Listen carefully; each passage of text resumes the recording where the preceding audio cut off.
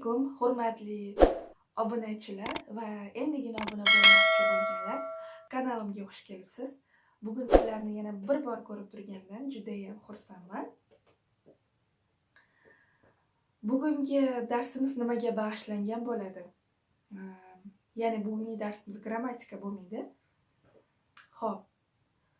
Bilasizlar, ko'p yurtdoshlarimiz har xil chet ellarda ish yuzasidan, o'qish yuzasidan, qandaydir maqsad yo'lida ishlashyapti, o'qishyapti, yashashyapti va ko'pchiligi, deyarli ko'pchiligi o'sha mamlakatni tilini, har xil chet tillarini bilishadi yoki endi o'rganayotganlari ham bor oramizda.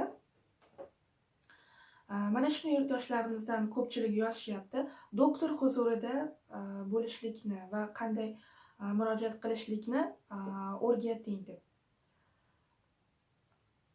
Albatta, doktorga borgandan keyin siz qaysidir tana a'zoyingiz og'riyotganligini shikoyat qilishingizga to'g'ri keladi. Misol uchun, boshim og'riyapti, qo'lim og'riyapti, oyog'im og'riyapti deb.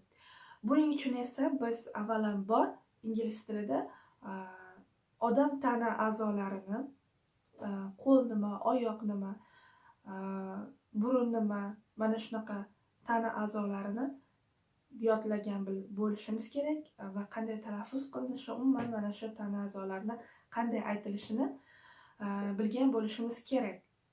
Kelinglar, mana shu doktor huzurida deb nomlangan video darsligimizdan oldin biz odam tana a'zolarini talaffuz qilib, o'qib, yodlab, o'rganib bo'lgandan keyin o'sha darsligimizni video davomida o'rganib boramiz. Demak, bugungi darsimiz odam tana a'zolarini o'rganish bilan bog'liq bo'ladi. Unda boshladik.